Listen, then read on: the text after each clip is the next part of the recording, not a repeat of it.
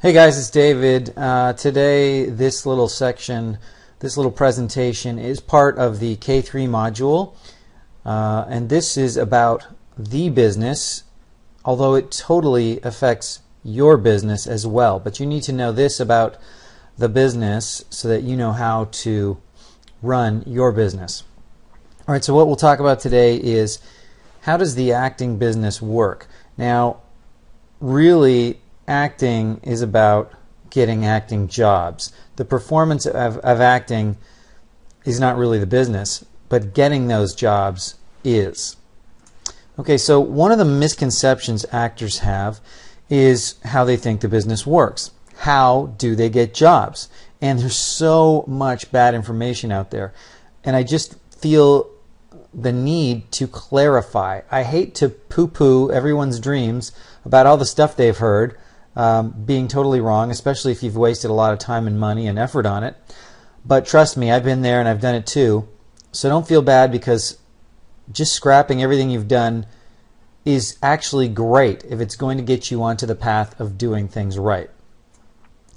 Now, it's not an actor's fault that they don't understand how this process works, because there's so many people telling them that how it works is actually not how it works. So lots of people tell actors how the business works, but the advice actors get usually comes from other actors who've never even booked a professional gig, or people who are struggling, or people that run businesses designed to get actors to buy their services, who encourage them to keep doing these activities, claiming that they'll get them acting jobs, but really having no proof of it.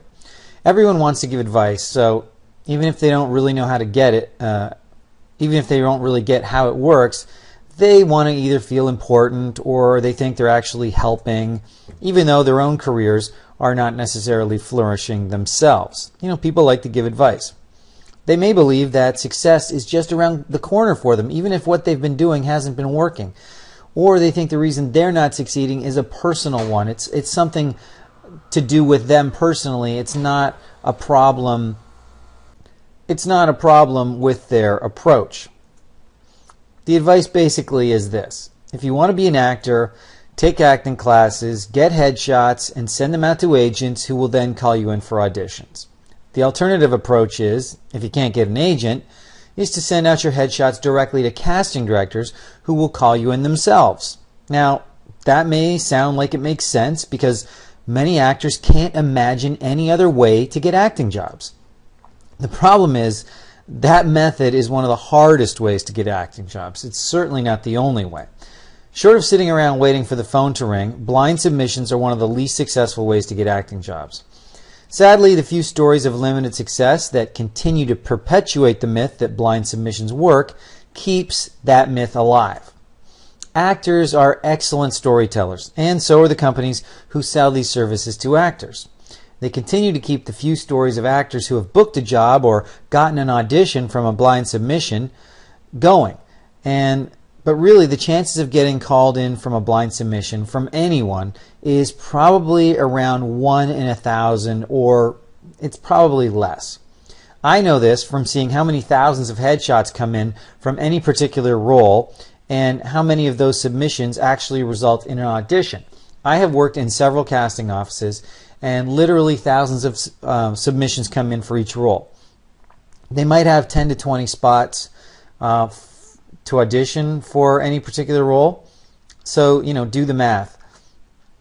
Let's say there's 10 auditions to fill out of 1,000 headshots. So that's 1 in 100 get an audition. And then how many out of, let's say 1 in 10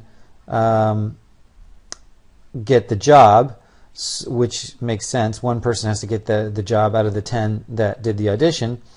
So, you know, 1 in 100 times 1/10, that's 1 in 1,000. Okay, so 1 in 1,000 blind submissions might result in getting a job. And again, those numbers are very, very conservative. On average, they'll probably see 20 people for an audition for a particular role. So that would make it 1 in 2,000. If they saw 30 people, it would make it 1 in 3,000. So anyway, the point is that blind submissions just generally don't work.